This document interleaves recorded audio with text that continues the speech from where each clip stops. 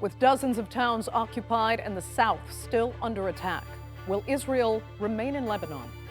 Representatives from both countries and the U.S. returned to the table for a seventh round of talks in Rome. But with Hezbollah refusing to disarm until Israel leaves, while Israel refuses to leave until Hezbollah disarms, can peace talks really succeed? I'm Andrea Sankey, and today's newsmaker is Lebanon.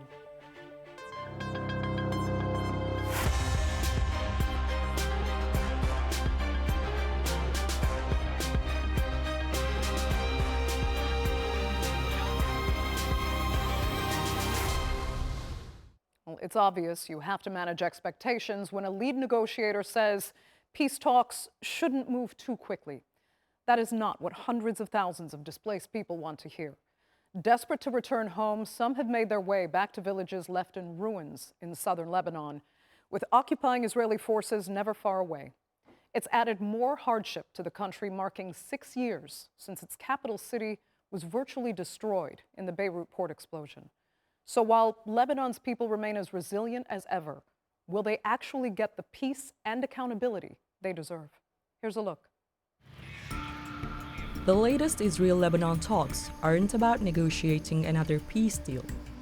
They're about assessing whether the one already agreed can actually work.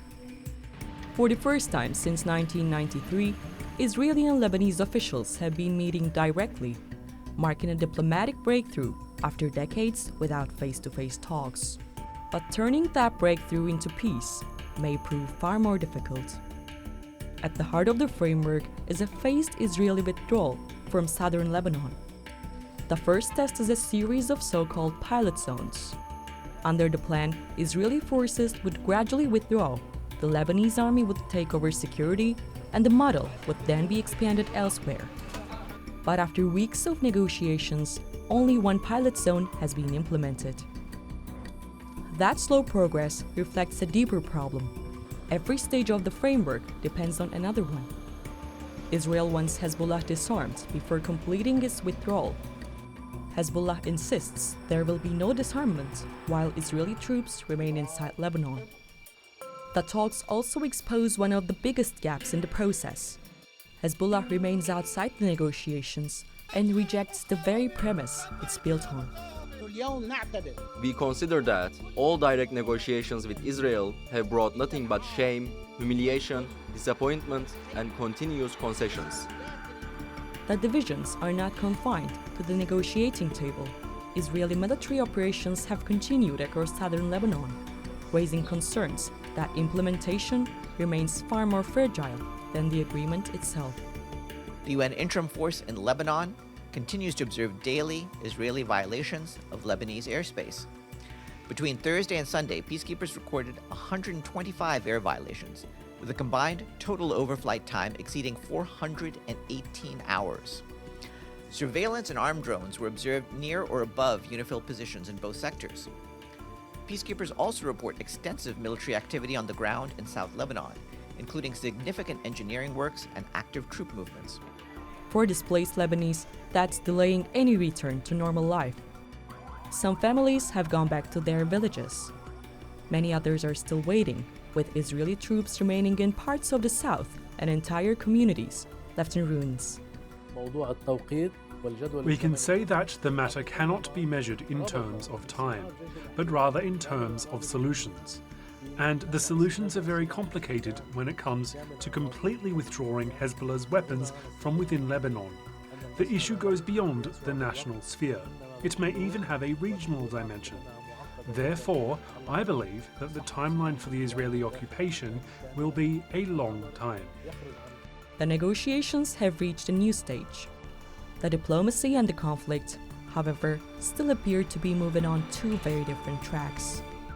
So are Lebanon-Israel peace talks on a positive trajectory or just barely maintaining a lull in this war? Well, joining me now are from Tel Aviv, political analyst and contributor to Haaretz, Akiva Eldar. From Boston, public policy fellow at the American University of Beirut, Rami Khouri. And from Beirut, geopolitical analyst, Joe Macaron. Thank you all so much for being with me. Joe, you are in Beirut, where you just marked 6 years since the Beirut port explosion on Tuesday, so my condolences there. Let me ask, though, how are you personally feeling about where your country is headed right now, given the state of political affairs as well as these continuing talks with Israel? Well, you summed up the major problems in Lebanon, so I'm going to try as much as possible to, in a few seconds, to answer that. I mean, what we reach at this point, it's a series of state collapse, regional intervention, decades of mismanaging public affairs. But now we are in a very critical moment. I think an era is ending in South Lebanon the way we know it, but we are transitioning to something that's not very clear yet, and is being imposed by force, whether the Israeli force and the U.S. support for this force. And this might bring some temporary resolution, but it's not going to bring long term. Now Lebanon is in limbo, is waiting for U.S.-Iran basically talks. And we have these talks in Rome, as you mentioned this week, without a clear roadmap. Maybe we'll discuss it later in detail. But I think all the problems now I mentioned are really the culmination of it is what's happening in South Lebanon at this moment. Okay. Let me ask Rami, Joe says it's not a clear roadmap, and that they're transitioning right now in Lebanon to also something that's just not very clear, but they at least have these pilot zones. Do you think they're working, and are they really the best indicator of actual progress? Well, they're working as they're supposed to work, which is to reaffirm Israeli-American superiority and sovereign control over South Lebanon, and forcing the Lebanese government to comply with what Israel wants. So in that respect, they are working. Most of the world doesn't think, I think most of the region and much of the world doesn't think this is a really fair and legitimate and equitable process.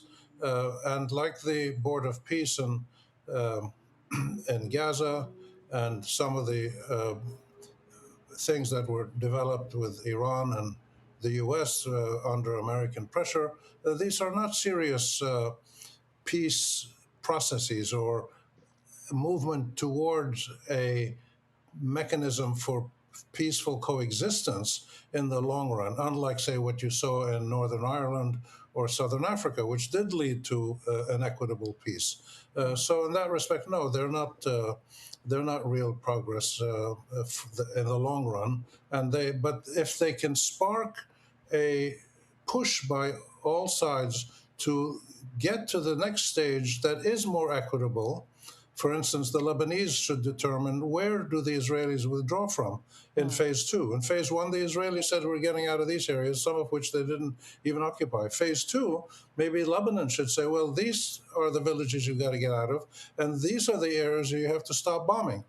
Something like that could rectify the imbalances now, but that rarely happens, but we'll just have to wait and see. The Lebanese are very talented people, but it depends on whether the U.S. comes down equitably for Israel and Lebanon or continues to push a process that favors what Israel wants. So you're saying that the pilot zones could somehow spark the real progress, but there's this overlying concern that, well, Israel has definitely highlighted this, that Hezbollah will try to return to these pilot zones once it's established that the Lebanese army is in control. Do you see that as something quite possible, or are you suspicious that Israel is looking for excuses to either stay as an occupier or be able to return later? Hezbollah is an issue, but it's not the issue. The issue is the tensions between Zionist colonial expansion, American support for that, and inadequate Lebanese and Arab government systems, and foreign manipulation interference in the region since the 1920s. That's the real problem. So the Hezbollah is willing to like Hamas in Palestine, is willing to make reasonable concessions if the core root of the problem is addressed, which is Israeli occupation and Lebanon. Okay. Hezbollah was born to push back Israel, to get them out of Lebanon. They weren't born for anything else. Okay, I'm going to follow up with that in just a second with Joe, but first I have to ask Akiva, because on the Israeli side, I mentioned the suspicions that Israel already has, and it's also said that it has to verify somehow that Hezbollah has disarmed. How would that ever happen? And I mean, then you have to also quash the suspicions that Israel has that the Lebanese army is somehow going to cooperate with Hezbollah because that's just what they do. And again, it opens the door to prolonged occupation. Well, Andrea, I can tell you when it's probably not going to happen, and this is between now to October 27th, until the elections in Israel. Because what the current government is doing is looking at every strategic question from, through the lenses of the balloting boxes through the elections. And right now, they are still having a problem convincing the communities in the Israeli north. There is a kind of symmetry that we're doing between the Israeli refugees that had to leave their homes during the war that started all this and started the reoccupation of southern Lebanon. And they are also demanding some kind of guarantees from the current government that it will not happen to them again. There are still people who moved to the center of Israel and they are not back yet because they don't feel safe. So Netanyahu right now is looking every morning at the polls and he's not happy with what he sees. Probably the good news is that in October, we will have another government that will look at the Israeli international relationships and public relations of Israel in a different way, different from what Netanyahu was suggesting, a super Sparta. He said in the Knesset that he sees himself as the Israeli Churchill that offers kind of blood, tears, and sweat with no deadline. The other problem is that even the Israeli opposition, the leaders of the parties that will probably be in power, are not mentioning anything about withdrawal from Lebanon or even talking about the two-state solution. Okay. There is no leadership that is suggesting a deadline for the Israeli occupation and a timeline. They're talking about sequence. First, they have to stop terrorism. First, we have to make sure that to disarm Hezbollah and the Hamas, but they don't offer anything. Yeah. They are blaming the government for outsourcing Israel's security, outsourcing to the Lebanese government, to President Trump when it comes to Iran, and to the new peace council in Gaza. Okay. Let me come back to Joe in Beirut, because I need to pick up on something that Rami had said. He seems to have some confidence that Hezbollah would act in good faith if Israel were to withdraw. However, Hezbollah says that these talks alone have brought so much, shame and humiliation to Lebanon. But at the same time, many Lebanese actually feel humiliated by Hezbollah because it's a non-state actor that they say has ceded their sovereignty to a foreign power. And that Hezbollah goes ahead and makes unilateral decisions to, attack Israel and then complains on behalf of Iran, for that matter, and then complains that, the Constitution is being violated because they didn't get to agree to negotiations. So how dangerous is that difference of opinion alone within Lebanon? I mean, regardless of the emotion and ideological differences that are very, at a high level in Lebanon, for me, I like to focus on how the policies are. Obviously, we have now two visions of foreign policies in Lebanon. One is betting on what's happening on the US-Iran talks. The other one is betting on the talks with directly with Israel through US mediation. And neither can reach a very clear solution. Now we have a framework agreement. We have especially the security annex. You mentioned the pilot zones. They don't address the core of the problem, which has been in the last 2 years since the last ceasefire in November 2024, is how you deal with the issue of disarmament and withdrawal. They tried the step-by-step. Netanyahu government refused. Now they are trying to pilot zone. There are some structural problems in the security annex that makes the framework agreement unable to reach them. It's going to stop at some point because neither Israel going to withdraw, and neither Hezbollah going to disarm, and there are no mechanism to force them to do this. So the agreement was signed on the assumption that Hezbollah will voluntarily accept, because neither Israel nor the Lebanese government can disarm by force, as we saw in the last year. So it's a very complex issue. Part of it has to be related to decision in Tehran because of the US-Iran talks. Part of it are Lebanese-Israeli long decades of tension, especially what most of Lebanese perceive as continuous Israeli aggression, as we see in the last strike in Beirut just before the last ceasefire. And we have problems inside Lebanon, which is the relation between the government and Hezbollah, how it will be after these talks or whatever's happening on the border. So those are all complex issues, but the framework agreement presented by the US now in these talks doesn't resolve the core dilemma or the core problem in what's happening in South Lebanon. Yeah. Let me come to Rami, because Joe has mentioned this, alluded to this several times now. You tell us how much you think the peace process in Lebanon is just contingent on the U.S. war on Iran and the position Tehran takes and the position the U.S. takes.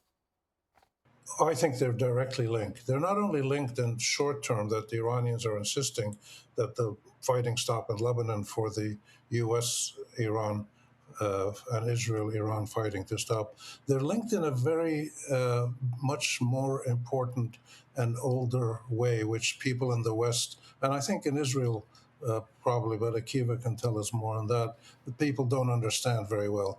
The countries in the Middle East today that are most active in resisting Israel and the U.S. are Lebanon, Palestine, Iran. What do those four countries have in common?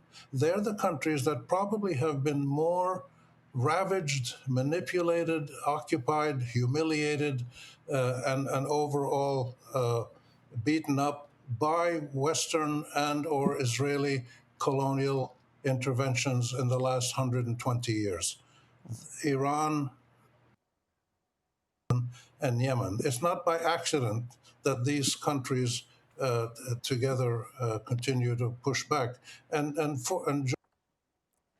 saying you can't forcibly disarm somebody like Hezbollah, because they've tried it in Lebanon, in Gaza with Hamas, with a massive force, destroying Gaza, and they've tried it in Iran, and it hasn't worked. If the Israelis and Americans are and Palestine, they're not going to get anywhere in Lebanon. That's why they've come up with this, sort of make-believe political process in Lebanon, starting in Rome, which is a nice place to start because it's a great place to visit. But now they're really not getting anywhere very significant because they're running up against the core issue of Hezbollah has to be involved in any negotiations, like the Viet Cong were, like the Taliban were, and like Hamas was.